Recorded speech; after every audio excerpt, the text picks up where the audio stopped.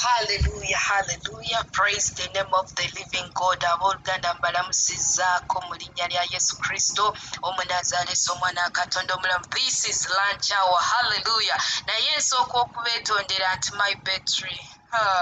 Naye Mukama mwesigwa ye mulungi. Mukama waffe yeebazibwe. My battery is completely on red.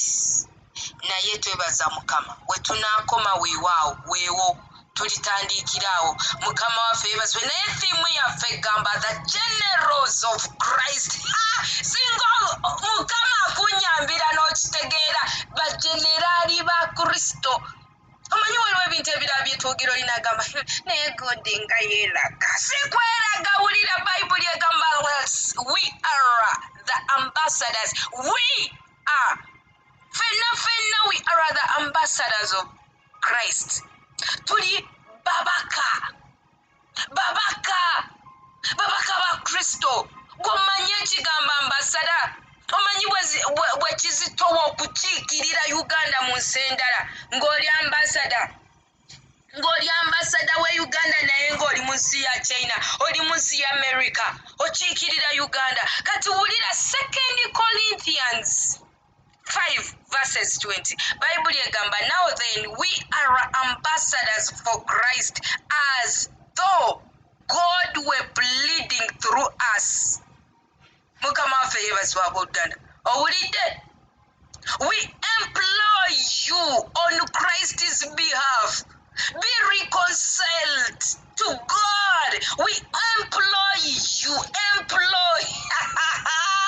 Bantu bangi banoonya employment, but I'm already employed by the heaven. By the heavens, that I'm an ambassador of Christ. Oba gwe okiwulira oba tokiwulira, it is up to you. Paulo yagamba ebyaffe byakukkiriza. Bw'okkiriza n'oyogera. Katusabe. Katonda omulamu, Katonda omwesigwa, tukwebaza olwalancawe no Mukama. Kino kye kigambo ky'otuwadde olunaku olwaleero. The generals of Christ, the commandos of Christ, the soldiers of Christ, because we are the ambassadors of Christ. Father, help us. We stand in our position as the generals of Christ. We stand in our position as the commandos of Christ. Mu linnya lya Yesu Kristo Omunnazaaleesi omwana wa Katonda omulamu tusabire. Amen and amen. Oluganda Mukama yeebazibwe. Nagambye theme eyogera ku generals, the generals of Christ. Mukama waffe yeebazibwe. Kati ba general be baliwa? Tugende mu Judges 7. Tutandikire ku lunya olwokusatu. Bayibuli egamba, now therefore proclaim in the hearing of the people, saying, munyambe muteekewo ey'oluganda, who is fearful and afraid, Mukama waffe yeebazibwe, let him turn and depart at once from wano Canaan land. Gwe ng'oli mutitizi, wena wajula okutya, diya toli general. Ono Gideoni Mukama amugamba nti gamba bano abasajja langirira mu matu gaabwe bawulire nti oyo yenna ajudde okutya omutiitiizi akyuke ave ku lusozi luno olwa Gilead. Mukama waffe yeebazibwe. Ddayo luno wano tuli ku lusozi lwa Mukama. Bw'oba obitya muganda wange, wulira ekigambo kya Mukama kigamba nti oba oli mutiitiizi toli generali. Mukama waffe yeebazibwe. Ffe tetwaweebwa mwoyo wa kutya. Mukama waffe yeebazibwe. Naye kati wulira Bayibuli egamba nti abantu 22,000 of people returned and 10,000 remained. Wulira kano, 22,000 of people pressed left, 10,000 ne basigala. Abo tebanaba kunyiga left. Katulabe nga bonna bakyaliwo oba nedda. Lancawe etandise. Tinkoze bubi amasannyalaze banange tetugayina Mbale yonna. Teyina masannyalaze gakyankalanye kuva jjo. Naye omuliro we gunaatutuusa wenkoma. Mukama yeebazibwe abo. Hallelujah. Praise the name of the living God. Wulira. Tuli mu lancawa. 10,000 be basigala. Be baliwo.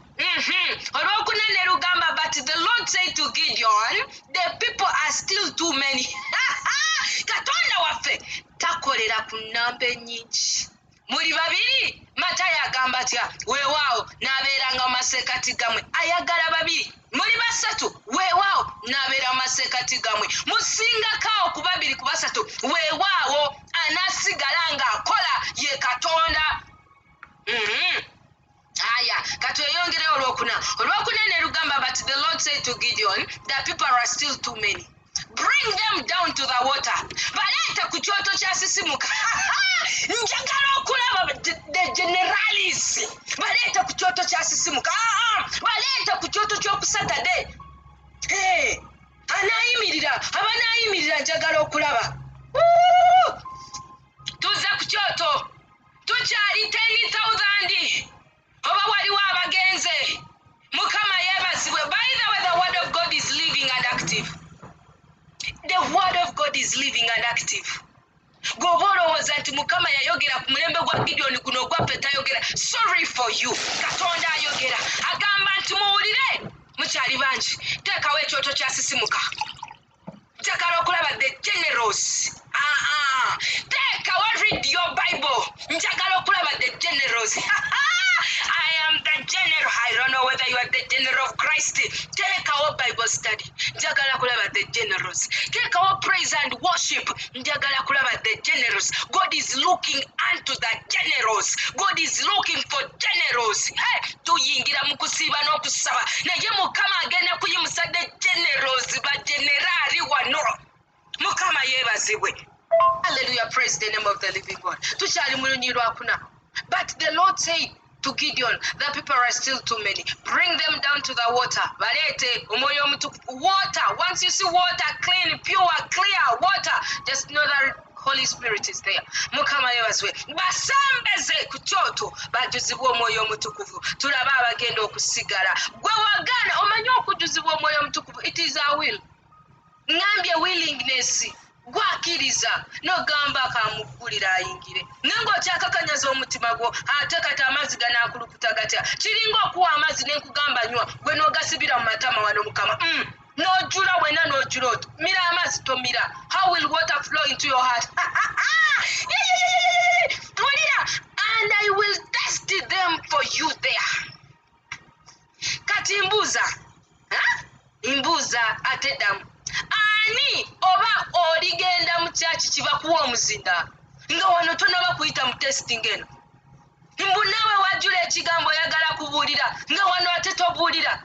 Tubeera ne preaching list, intercession, ojja kugamba nalokoka kati emyaka 10 bannaye neetagamuko ngende ku Miracle Center wali ku 77 bampeeko nyimbeko bannange Kadija oyo nange nyimba nga Kadija nga wano toyina nakyoyimba. Njagala kubuulira mbwatuke abakazi abamanyi abali mu nsi eno obamanyi. Mukama waffe yeebazibwe. Tulinawo Pastor Jessica Kayanja, tulinawo Irene Manjel, tulinawo Frida Serrata, tulinawo Teddy Bugingo omu bw'ati. Mukama waffe yeebazibwe. Abakyala babwatuka. Tulinawo Rachel. Mukama waffe yeebazibwe. Tulinawo Kemirembe. Mukama yeebazibwe. Ng'ogamba nange njagala kubwatuka nga bo. Naye muganda wange wano nga tosobola kubwatuka. Akazindalo wanoze banange tulina Thanksgiving anniversary. I don't know how I can thank the Lord. I don't know. Yagamba Daudi nagamba sisanyukira biweewaayo bino ebyokebwa kubanga byonna mbina byonna byange. Naye mpa omutima gwo. Naye singa Mukama abadde asanyukira bino ebiweewaayo ebyokebwa tetumanyi obubuzi bumeka bwe tubadde tugenda okwokya n'obuliga. Mukama yeebazibwa abooluganda. Wulira. These people are still many. Bring them down to the water and I will test them for you. For you. Olyoka olabe. Zino programs zonna eziri wano tuli ku testing. Nga ne administration team mwetuli. Fenna tuli ku testing wano. God is testing people. Ani agenda okuyimira kwa administration y'ekkanisa. Ani agenda okuyimirira asumbe. Ani agenda okuyimirira akole ushering. Ani agenda okuyimirira abeere mu hospitality. Ani agenda okubeera mu finances. Hallelujah. We are on testing here. ani agenda okubeera treasurer w'ekkanisa, ani agenda okubeera secretary w'ekkanisa, and you're joking? Tuyina Katonda wano. Amina. Mukama waffe yeebazibwa abooluganda. Ye nti bano abantu bakyali bangi. Gideon eno enamba gy'olina ekyali nnyingi. Wulira Jackie, abantu bakyali bangi. Waliwo nkyayagala okususula, nkyayagala okwawula yawula. N'agamba atya olwokuna n'agamba nti gwe bandeetere ngenda kuba testingira. I will test them for you. Tebakulimba nti Gideon tuli wamu naawe. Bayimba oluyimba nti muzeeyi tubonga nawe, nti tebakulimba. Tugende ku testing olabe bw'onoosigaza. Wulira, then it will be that of whom I say to you, this one shall go with you, the same shall go with you, and of whom I say to you, this one shall not go with you, the same shall not go with you. Tugenze ku lwokutaano. So he brought the people down to the water. And the Lord said to Gideon, everyone who laps the water with his tongue, as a dog laps, you shall set apart by himself. Likewise, everyone who gets down on his knee to drink water. Secretary wulira, obuweereza mu nsi ey'omwoyo bwasimbibwa. Bugenda kutandikibwa physically on ground. Ebitabo bijiweeyo, records zitandike. Na buli ananywa amazzi nga aganywa ng'embwa bw'enywa, ng'avunnamye ku maviivi ge. Kati nno kankuvunnulira ekigambo kya Mukama. Na buli anagondera program gye tuyina wano ng'obuweereza nga tukyali ku online, yagenda okubeera memba wa Arise and Shine. Kubanga tosobola kuwakana na buweereza nga bukyali ku online, n'otulimba nti wano ku ground onoosigala ng'okyakolagana naffe wamu mu mwoyo. Ekyo nedda, muganda wange oba olimbye. Weetereza omutima gwo, obuweereza butandika wano ku ground, nga nawe mu mutima weetereza dda nti ngenda kukkiriza. We bagamba praise wendi, we bagamba read your Bible wendi, we bagamba intercession wendi, we bagamba kino wendi, tutambulire wamu ng'abaweereza, tukolaganire wamu. Wano Katonda agamba Gideon nti enamba ekulimba, bona tebali ku lulwo, waliwo abatiitizi. Kati laba mbawa okugezesebwa, batwale ku mazzi. Na buli agenda okufukamira ku mavivi gwe, anywa amazzi ng'embwa bw'enywa. Oyo ng'omanya memba wa Arise and Shine Ministries. Njagala ekigambo kya Mukama kino kyaffe era woowulira nga kikusala. Hallelujah. Praise the name of the living God. Katonda gw'ayagala amunenya. Hallelujah. N'abatwala. Mukama waffe yeebazibwa abooluganda. Ngambye abatutte bakole ekibanywa amazzi n'olulimi ng'embwa bw'enywa. Basigala bonna. Jjukira tukyali ku 10,000 bakyali bonna. Olw'omukaaga ne lugamba, and the number of those who lapped, putting their hand to their mouth, was 300. Tuvudde mu 10,000. 10,000 minus 300. Enamba yonna balance gw'ofuna baddayo. Nga si baweereza ba Arise and Shine. Left zaakaaba.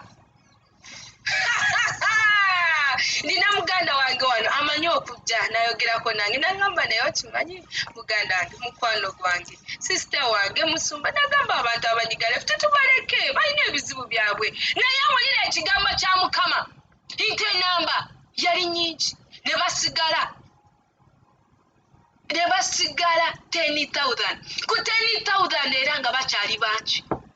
Mukama n'agamba ke kaseera.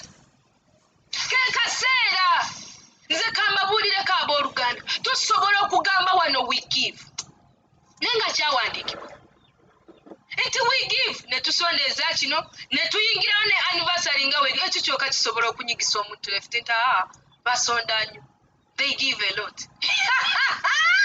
Mukama mpe yebazibwe. Kati wulira Katonda ali kunoonya the generals. Omuganda agamba general. Kubanga ne mu Luganda general kyalema Abaganda. General mu Luganda abange kyeki. Generali Mukama ayagalayo ba generali. Abagenda okuyimirira gwe ng'okimanyi wara general.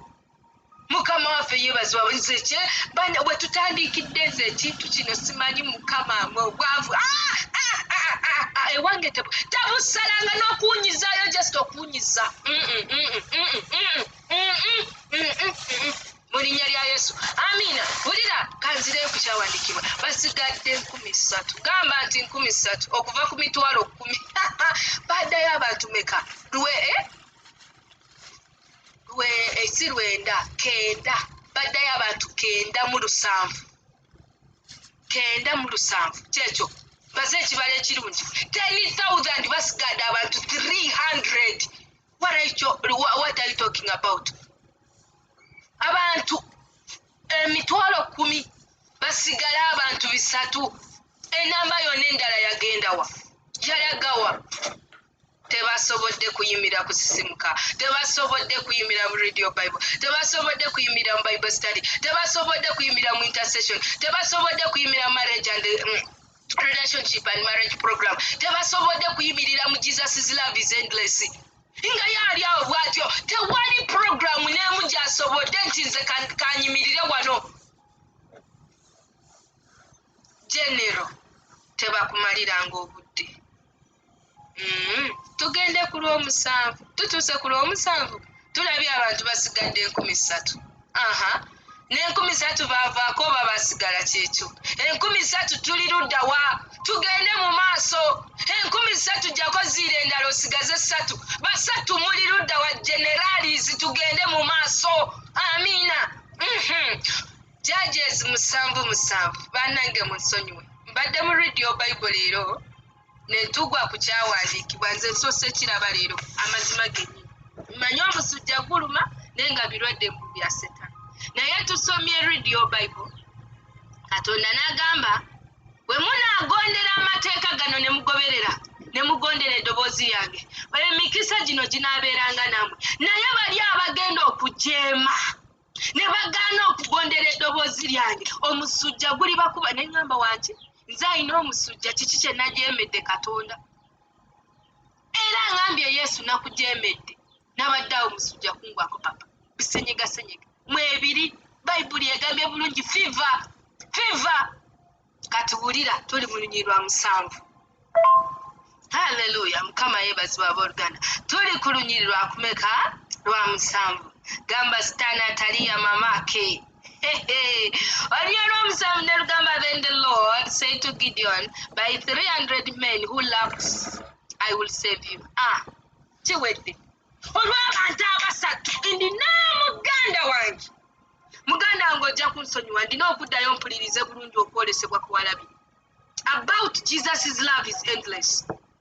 Naye muganda wange yabadde ayogera weewaawo. Omanyi mbeera n'ebintu bingi naye nga nawulidde naye ndina okuddayo mpulire bulungi.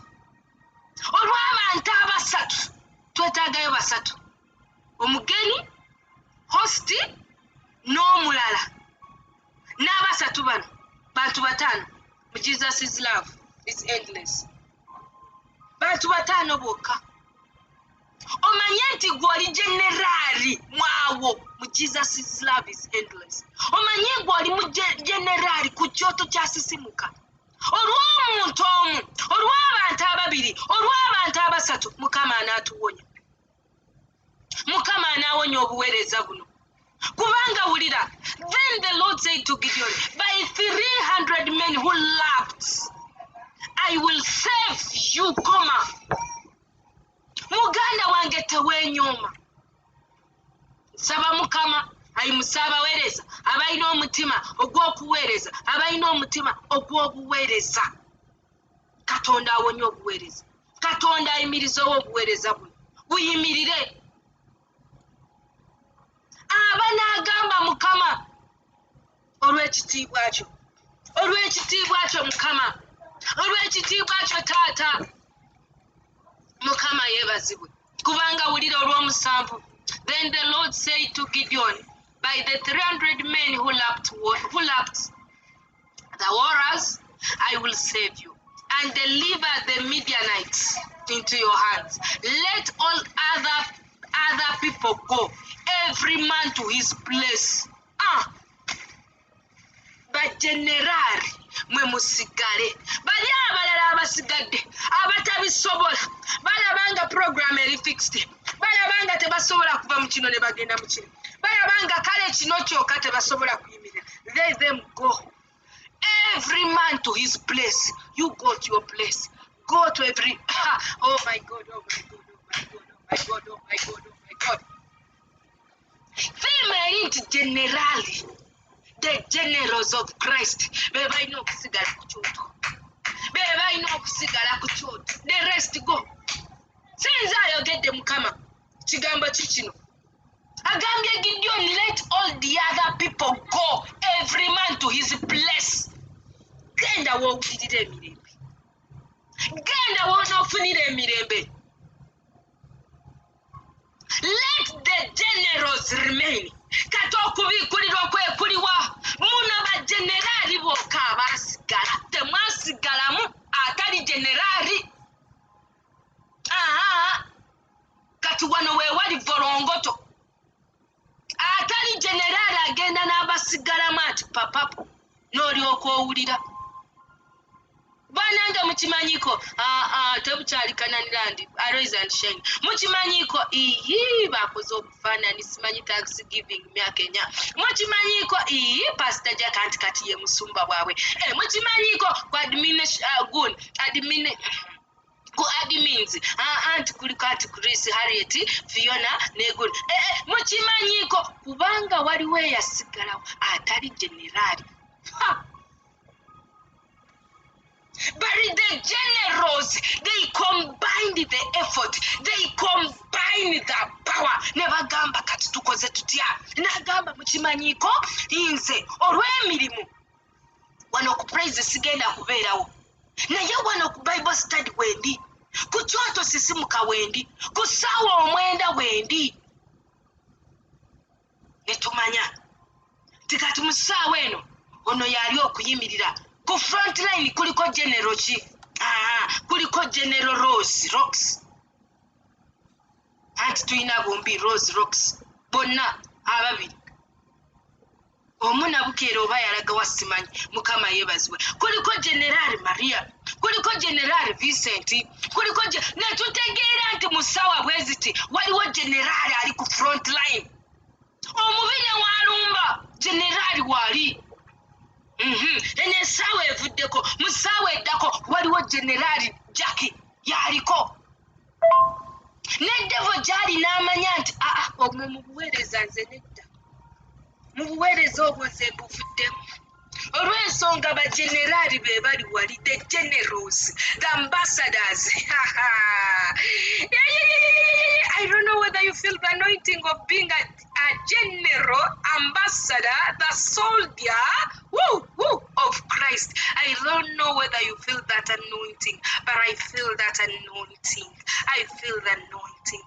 I'm a general of Christ. I'm a soldier of Christ. I am ambassador of Christ. Oh, devil, who are you to challenge the ambassadors of Christ? Devil, who are you to challenge the generals of Christ, the soldiers of Christ? Devil, who are you? And where is your seat here? Not here. Not in this ministry. Not among these ministers. I rebuke you in the name of Jesus, and I close every opening that you have been penetrating through. Who are you, devil? Who are you, Satan? Who are you, devil, to sit where the Holy Spirit sits?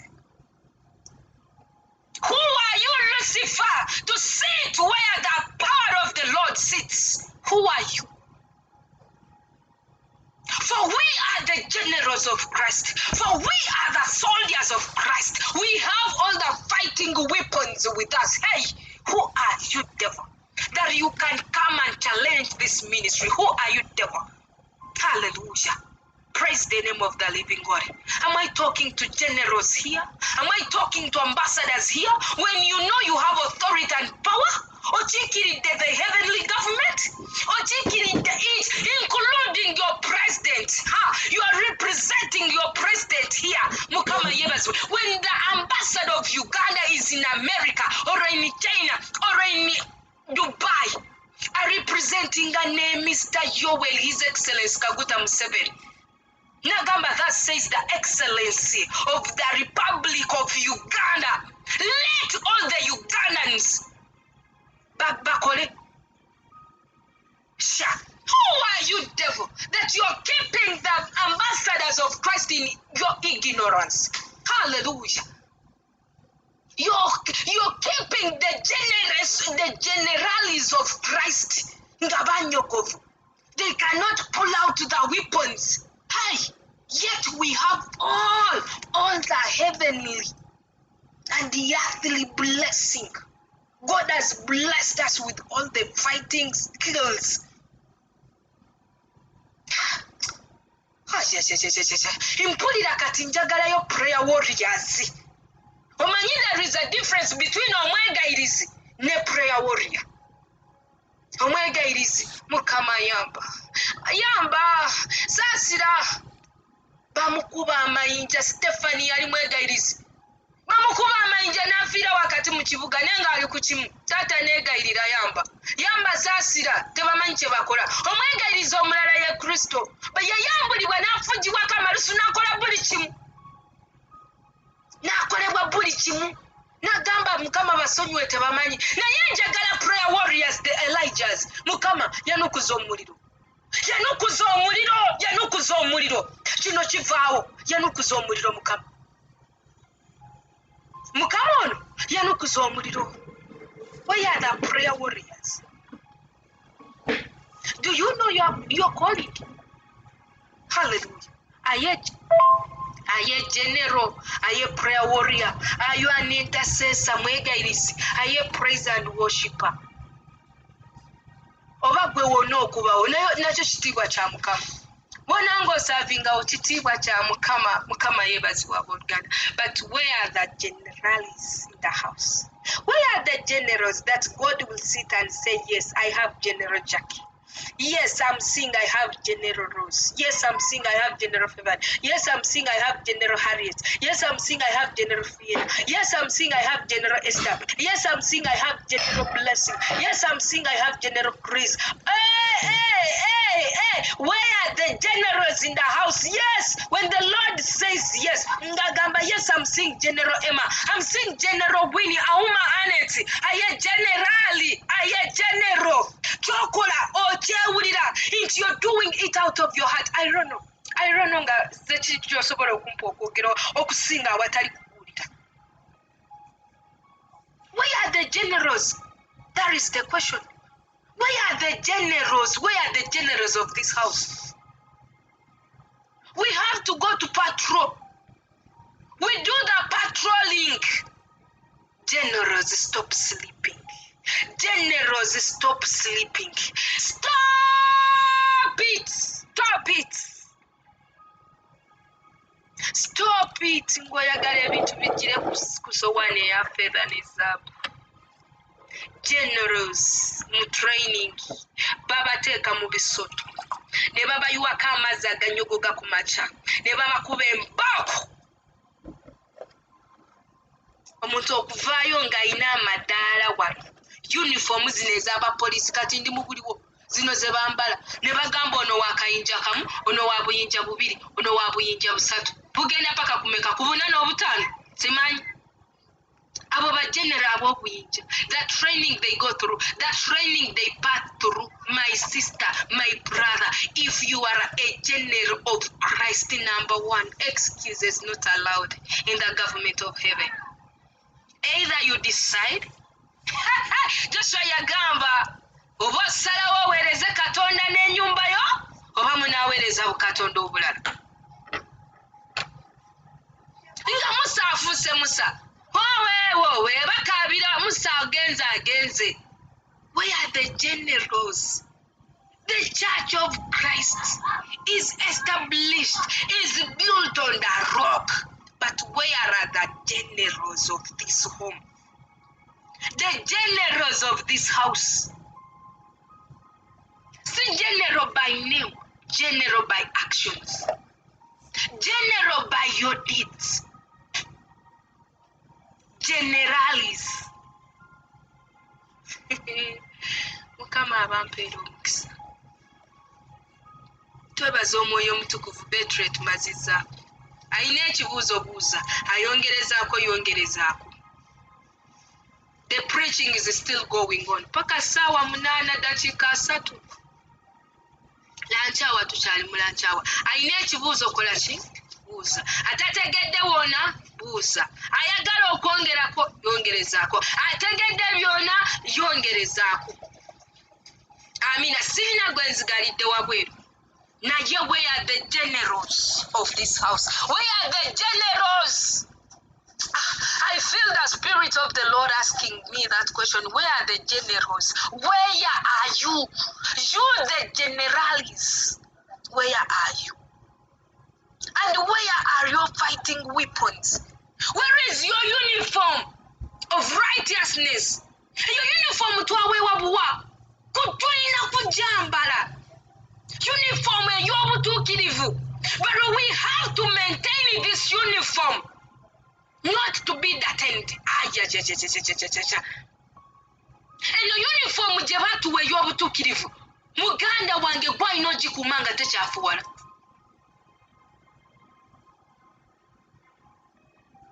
Generalis. Kikiye. Uniform yeddugadde. Sabuni ataliiwo. Mazzi ge gataliiwo. Kiki ekitaliiwo? Generalis of Christ, where are we? Where are we? Where are we? Where are we? Father in heaven, we thank you. When you send your word, it does its work. It doesn't come back to you in vain, but it accomplishes whatever you have sent it to do. We thank you, Father, because you're looking for the generals of this house. You're looking for the soldiers of this house. You're looking for the commanders of this house. Father, here we are. We need you once again. Holy Spirit, we need you in our lives once again. To strengthen us, to give us the power, to give us the spirit of sound mind and of love. We stand on the front line as generals. Omugeni waffe ajoyinize tukwaniriza kansuubireyo parts of the generals in this house. Osanze nga tuli alanchawa naye ekitiibwa kya Mukama. Amina. Mukama abanjagalira abooluganda. Abadde alina omwoyo w'okutya, Mukama akuggyeemu omwoyo w'okutya. Mu linnya lya Yesu. Onywa amazzi nga bali abasajja abaali ne Gideoni ne bavunnama ku mugga, and they lapped the water. Mukama abanjagalire in Jesus' name. Amen and amen. Hallelujah.